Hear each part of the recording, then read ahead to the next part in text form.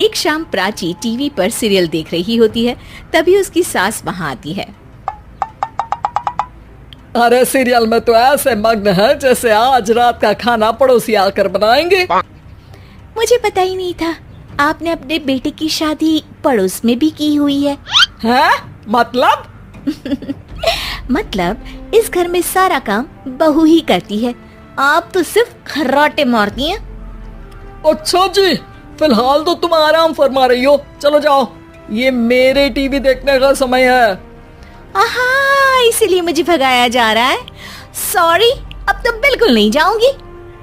प्राची की इस बात पर दोनों सास बहू के बीच टीवी रिमोट के पीछे बच्चों जैसे छीना झपटी शुरू हो जाती है, जिसके बीच श्लोक भी काम से घर वापस आ जाता है।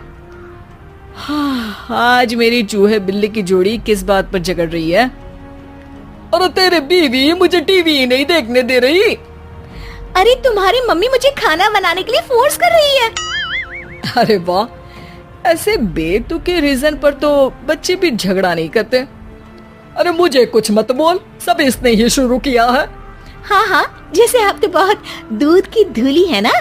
अरे बस, दोनों चुप। प्राची जाओ, खाने की तैयारी करो। और माँ तुम छोड़ो, तुम्हें क्या बोलूं, शांति से अपना सीरियल देखो, मुझे दोबारा लड़ने की आवाज सुनाई नहीं देनी चाहिए। ऐसा बोलकर श्लोक वहां से चला जाता है, जिसके पीछे पीछे प्राची भी कुछ न कुछ बड़बड़ाते हुए रसोई में चली जाती है। हाँ हाँ, सासू जी को तो कुछ बोलेंगे ही नहीं, बस मुझ पर ही हुक्म चलता है, खाना बनाओ, जैसे मैं इनके घर में खाना बनाने के लिए आई हूँ। इसी तरह शाम बीतती है और रात को श्लोक और प्राची की सास खाना खाकर सोने चले जाते हैं, लेकिन प्राची गुस्से में कुछ खाए बिना काम में ही लगी रहती है। इस घर में किसी को घंटा फिक्र नहीं पड़ता, मैं खाऊं या भूखी रहूं। प्राची कुछ देर के लिए रसोई से बाहर जाती है और जैसे ही वापस आती है तो वहां दूध का भरा ग्लास देखकर हैरान रह जाती है। फिक्र पूरी है, बस दिखाना नहीं है। प्राची दूध पीकर सोने चली जाती है और अगली सुबह एक बार फिर सास बहू का कार्टून नेटवर्क स्टार्ट हो जाता है। ये तुमने ही किया है। अरे अजीब जबरदस्ती है, मैं बोल रही हूँ मैंने कुछ नहीं किया। दोनों ने मिलकर पूरे घर को पागल खाना बनाया हुआ है। यहाँ कोई नॉर्मल इंसान तो रह ही नहीं सकता, इसीलिए अब पड़ोसी क्या रिश्तेदार भी घर आने से कतराते हैं। और सुन बेटे, तू भी चंगा, तेरी माँ भी चंगी, तेरी बीवी भी चंगी, रिश्तेदार। हाँ जी, आपको नहीं पता क्या, गंगाधर ही शक्तिमान है, रिश्तेदार ही। हाँ हाँ, बस समझ गया। कभी जानवरों जैसे लड़ेंगी तो कभी जुगलबंदी करेंगी। भाई मैं आप दोनों के बीच में नहीं फंसना चाहता। सास बहू की इस मनमौजी जोड़ी से परेशान होकर श्लोक अपना सिर खुजलाता वहां से चला जाता है। चलो अब मैं भी कीर्तन में जा रही हूँ।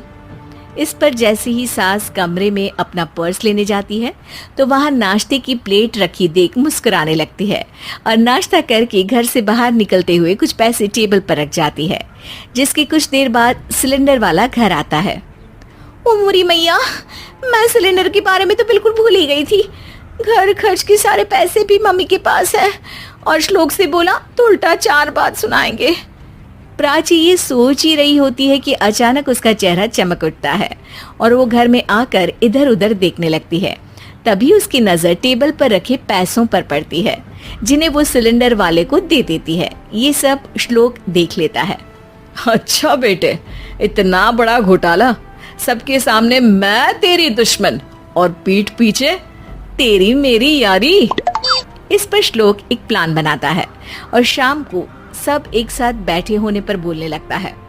माँ, तुम दोनों की बहुत लड़ाई होती है, इसलिए मैं सोच रहा हूँ कि प्राची को उसके घर छोड़ाऊं, इससे वो भी खुश रहेगी और तुम भी। अचानक श्लोक की ये बात सुनकर सास बहू शौक से उसकी तरफ देखती है। अरे ऐसे कैसे घर छोड़ाओगे, मुझे कहीं नहीं जाना। अरे तुमने बोला नहीं पर मैंने सुन लिया, तुम्हें मम्मी के साथ रहना अच्छा नहीं लगता, मुझे पता है। अरे वो अरे, जब बहू खुद कुछ काम बोले तो वो तुझे सुनता नहीं, और अब जो इसने बोला ही नहीं वो तू समझ गया। जब उसे नहीं जाना तो फिर जबरदस्ती क्यों कर रहा है? अच्छा, फिर आपको मौसी के घर छोड़ाता हूँ, बस अब आप दोनों एक घर में एक छत के नीचे नहीं रह सकती। मैं इस टॉम एंड जेरी की जोड़ी को और नहीं झेल सकता। है? ऐसे कैसे नहीं रह सकते? तुम्हें इतनी दिक्कत है तो तुम्हारा बोरिया बिस्तर पैक कर देती हूँ, लेकिन मम्मी जी कहीं नहीं जाएंगी। बिल्कुल यही सुनना था मुझे।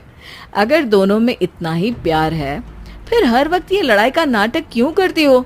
देखा मैंने कैसे माँ किचन में दूध रखती है और तुम उनके लिए कमरे में नाश्ता रखती हो, और कैसे वो पहले ही तुम्हारी दिक्कत समझकर घर में पैसे रखकर बाहर जाती है।